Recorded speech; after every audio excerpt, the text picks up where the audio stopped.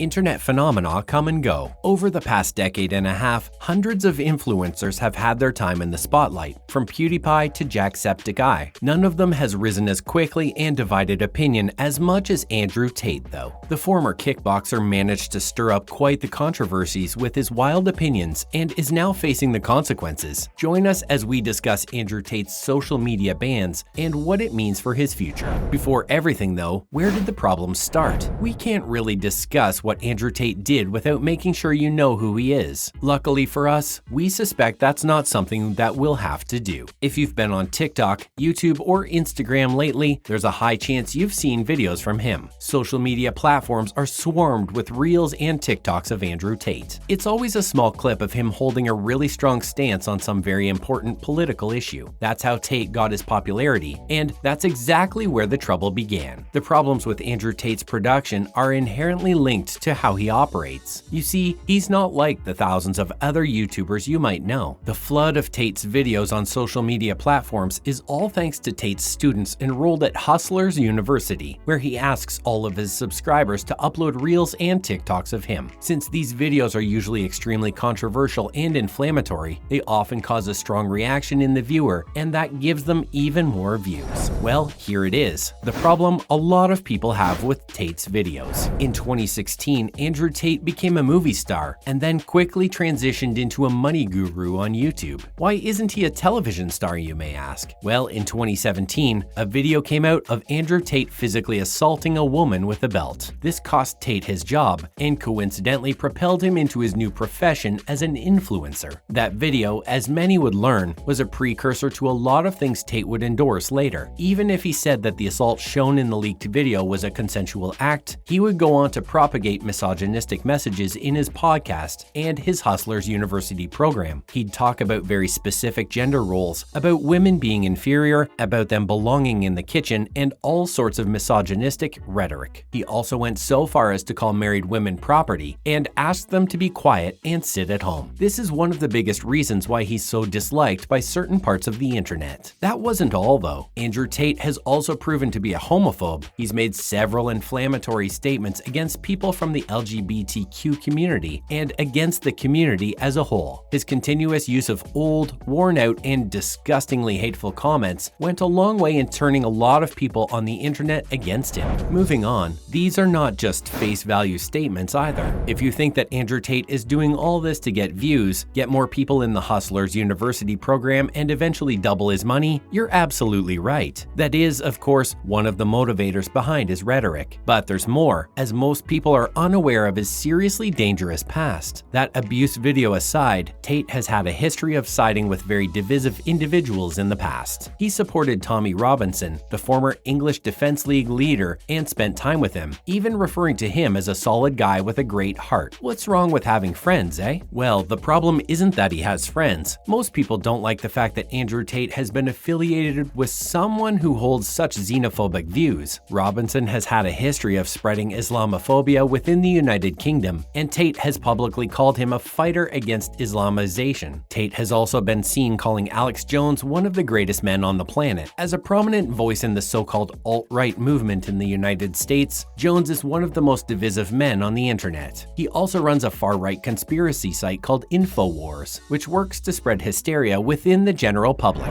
And so, social media platforms acted. Social media platforms aren't always open to banning people from their sites. After all, they're a business that's concerned with profit. That's their goal, and to make the profit you need people on your service. That's exactly why so many times the platforms like to take the more cautious approach instead of being gung-ho with their bans. This is why Tate's ban is even more of a surprise. In the past few weeks, all of Facebook, Instagram, TikTok, and YouTube have axed his official channel due to a breach of their policies. What's more, it doesn't seem like those channels are coming back anytime soon. Twitter also joined the banning spree. They didn't specify when the account was banned, but a spokesperson stated that they'd officially banned his account for violating Twitter's rules. Next up, how has Andrew Tate responded to the ban then? Remember us talking about Tate having affiliations with a lot of popular and influential right-wing people in the States? Well, one of those came in clutch for him when his official accounts were banned. If you thought Andrew Tate would be silenced this easily, you should think again. After all, we're talking about a person who came back from an abuse abuse allegation and amassed a following of millions. As it turns out, he was invited by Tucker Carlson on the show to talk about his ban and give his side of the story. He was asked what they thought about the ban, and of course, he had a lot to say. His response wouldn't surprise you. Whether you like him or hate him, you have to admit that he's consistent. You have to give him that, at least. In the interview, he stated it wasn't any breach of policy that got him banned. Instead, it was his traditional masculine values, which were too much for the social media platforms to handle. He said he was banned because he was influencing a large group of people in a way that they didn't want them to be influenced. He said that his life of luxury and masculinity were too much to handle and even provided a threat to social media. He also said that he doesn't know why it came off as a threat to so many people, as he was just a guy doing his job. We'll let you be the judge of that. Okay, but whatever happened to being tolerant of others' opinions? So, Andrew Tate has opinions. He has lots of them, and we know that. What you may be wondering is, why did social media apps ban him for just having opinions? Weren't we all taught to be tolerant of other people and their views? What happened to agreeing to disagree? Well, there's definitely a point to be made there. A lot of people on the internet also defended Andrew Tate and protested against the ban. They said that this is not the way to combat someone you don't agree with. They suggested that instead of deplatforming someone and setting a bad precedent for the future, we should instead aim to debate with him. Others, who were celebrating Tate's ban, said that Tate's ideas aren't just opinions. Instead, these are hateful statements which specifically target a group of people, usually minorities, and threaten their existence. He also specifically targets young people for his audience, as they're more impressionable and become part of the cult around his personality. And now, in other related news, Andrew Tate wants to fight KSI. Did we mention that Andrew Tate was also a kickboxer? Well, he is, and he's still very much in shape. On top of that, if you've seen any video of his, you know that Tate can be rather angry at times. Definitely not a good combination, as KSI is learning right now. After the ban, KSI said a few words in support of the ban. Obviously, this angered Tate greatly, and he went on a rant. He said that KSI used to be a fan,